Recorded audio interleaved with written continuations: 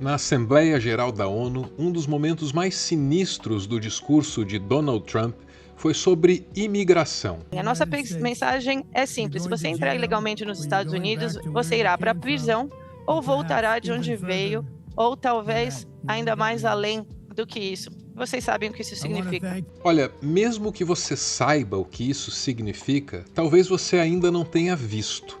Na gestão do Trump, a imigração ilegal é coibida pela ICE, uma força que atua mascarada e que agora tem permissão para fazer abordagens usando apenas o critério racial para as pessoas de acordo com a cor delas. As pesquisas mais confiáveis mostram que apenas 20% ou menos da sociedade desaprova a violência das abordagens da ICE. Quando a ICE para um carro, ela vai logo quebrando os vidros. A ICE também entra nas casas, nas fábricas e até nas escolas, onde acredita que possa encontrar imigrantes. Como mais da metade da população apoia esse tipo de coisa, as abordagens são vistas como alegres videocassetadas. Do you guys feel bad about what you're doing? Don't you feel like horrible f***ing people for what you're doing to this f***ing city?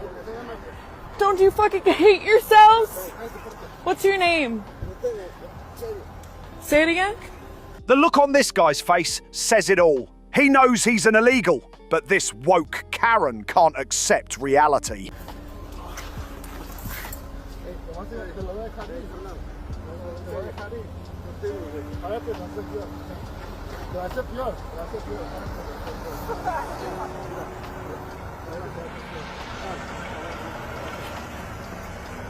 I'm so sorry, sir. And I hope you guys think about this for the rest of your f***ing lives and what you're doing to this country. I agree, Karen. I hope they are proud that they are fixing a Democrat-caused problem. Eu sou Arvro e esse é o meu textão sobre a ICE. O que está acontecendo nos Estados Unidos pode ser difícil de observar, porque revolta, revira o estômago, é meio indigesto. E aí, por ser difícil de observar, também é difícil de entender, mas aqui a gente vai tentar. Não é de hoje que existe por lá um sentimento de rejeição muito forte contra os imigrantes. E esse sentimento foi instrumentalizado, foi institucionalizado e acabou se transformando num exército mascarado que sai pelas ruas caçando imigrantes ilegais. Eu estou falando da ICE, sigla para Imigração e Alfândega dos Estados Unidos. A ICE é uma agência pública ligada ao Departamento de Defesa.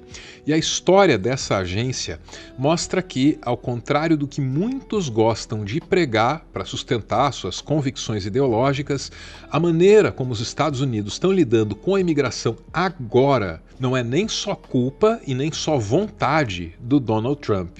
Porque não é uma mera política de governo, de ocasião, não, é uma política de Estado que veio se intensificando sem nunca recuar desde 2003, quando essa agência foi criada. Todos os presidentes dos Estados Unidos, desde então, colaboraram de alguma forma para o que está acontecendo hoje. George Bush criou a ICE. Obama aumentou as atribuições da agência para perseguir imigrantes considerados criminosos. Trump, no primeiro mandato, armou essa agência até os dentes. Quando Biden chegou, muita gente já estava vendo onde a coisa iria parar, mas ele não recuou.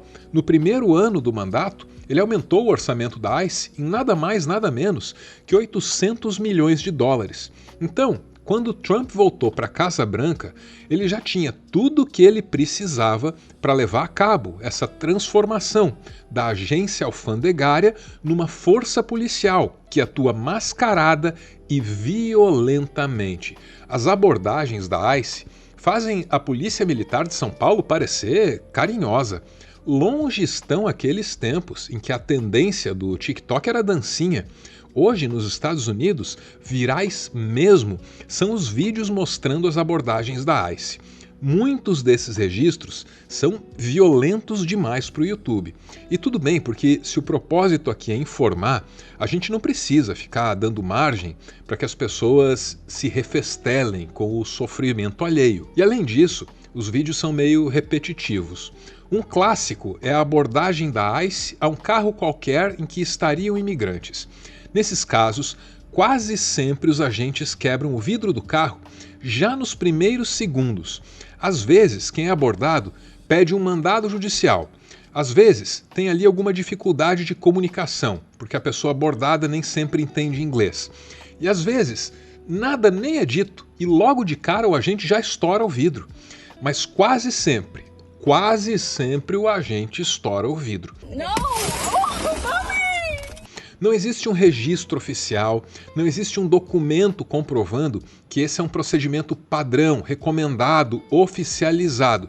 Mas o fato é que a coisa é tão premeditada, mas tão premeditada, que a marreta já virou parte do equipamento da ICE. Sim. Sí, pero cuando está presente mi abogada,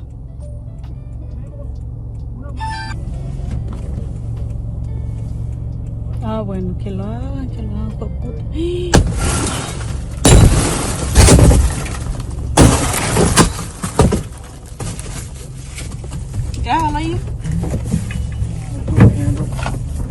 Quem gravou esse vídeo foi a Marilu Domingo. No carro também estava o marido dela, Juan. Insistían en que nos bajáramos del auto, pero no bajamos porque ya la abogada nos había dicho. Y yo frente de él trato de ser fuerte ahora, ser fuerte y para que él también esté tranquilo. Y me preocupa mucho lo que está pasando mi hijo ahorita. Y ya está dejando de comer por lo que estamos pasando también. Entonces, do ponto de vista legal, a orientação da advogada para não descer do carro estava absolutamente correta. O que a advogada não sabia é que na rua a lei é outra. I've been doing immigration work for 27 years and this was the first time that I saw such violent, drastic measures. Esse caso da Marilu, infelizmente, é só mais um. Isso está acontecendo com uma frequência tão grande, mas tão grande nos Estados Unidos, que meio que já deixou de ser notícia, ninguém se choca mais. Porque esse tipo de ocorrência foi normalizada. A mídia hegemônica está cada vez mais domesticada pelo governo, também tem isso. Opiniões contrárias à ICE estão cada vez mais escassas e, às vezes, geram a demissão dos jornalistas. Um caso muito conhecido é o da Laura Castanheda. A Laura foi editorialista do San Diego Tribune, até o momento em que ela escreveu sobre a ICE. Ela criticou uma determinada abordagem da ICE, foi chamada de tendenciosa e daí foi demitida. Que abordagem ela criticou? A do Kenny Ambrosio. Wait, get back. You can't grab me like that. You can't grab me like that. Okay. Put your fucking Hey, head down. Get wait, on the ground. that's not how you arrest people. Get on the ground. That's not how you arrest people. Get on the ground. Now, on the ground. All right, but you're not gonna... On the ground. Aí, na sequência, os policiais imobilizam o rapaz de 18 anos sem que ele ofereça qualquer resistência. Eles disparam nele uma arma de choque. As cenas são tão hediondas, mas tão hediondas que eu não vou mostrar aqui. Mas o diálogo que vem depois merece ser ouvido. I got rights to talk, bro. You got no right here. I do. Illegal, brother.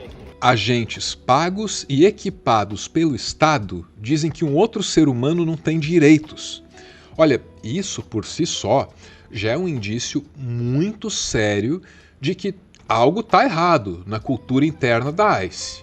Mas fica pior.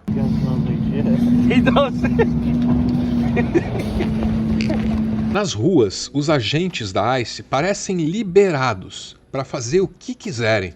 Um caso que se tornou famoso pela violência foi registrado em Los Angeles. A ICE perseguiu um carro com uma família. Assustada, sem saber se eram agentes, policiais ou bandidos, essa família tentou fugir. Aí os agentes fizeram várias tentativas de parar o carro, provocando um acidente, até que eles conseguiram. E quando eles conseguiram, eles atiraram gás lacrimogênio dentro do carro e bem no banco de trás, onde estava um bebê. Um absurdo total e que normalmente nem seria noticiado, mas foi, porque a família nem era de imigrantes ilegais. Aliás, quando os agentes da ICE perceberam isso, eles simplesmente foram embora, largaram todo mundo lá. This is the canister from the tear gas. that they threw at her. Até aqui, ninguém parece capaz de parar a polícia mascarada que os Estados Unidos soltou em cima dos imigrantes. A cobertura jornalística parece cada vez mais domesticada. O judiciário então nem se fala. A Suprema Corte acabou de decidir que a ICE tem sim o direito de decidir quem vai abordar usando apenas critérios raciais. O que preocupou líderes comunitários do país inteiro. E eles têm razões para se preocupar, porque uma vez que esses membros da comunidade são presos, as condições que eles enfrentam sob custódia do Estado podem não ser exatamente as mais humanas. Em Nova York, deputados insistiram para visitar um centro de detenção para imigrantes ilegais. O que aconteceu? Eles acabaram presos. Assim, toda e qualquer oposição às atividades da ICE vai sendo esmagada. A mídia está calada, o judiciário decide a favor e até políticos que denunciam esse estado de coisas acabam presos. O que resta, então, é protestar nas ruas. Só que os protestos são sufocados violentamente, às vezes pela própria ICE. Se os imigrantes nos Estados Unidos de hoje têm o mesmo status dos judeus na Alemanha de ontem, então a ICE tem tudo para se transformar numa SS do Donald Trump.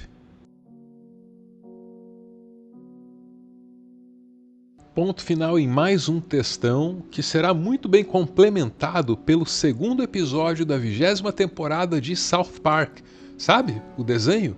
Tá muito boa a 27ª temporada. O que houver de reação dentro da cultura dos Estados Unidos a esse estado de coisas aí, tá na série South Park, viu? E o segundo episódio, que faz menção à ICE, se destaca dentro dessa 27ª temporada. Então eu recomendo mesmo. E depois do final tem o quê? O finalzinho, também chamado de PS. São os apoiadores do canal, que se reúnem num grupo lá no Telegram e aí me mandam áudios, que eu edito. Assim nasce o nosso PS, do qual você também está convidado a participar. Dá uma olhada no comentário que está fixado aí no topo da caixa. Bora ouvir o PS.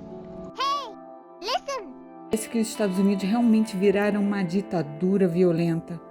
Algo que lembra muito a Alemanha de Hitler.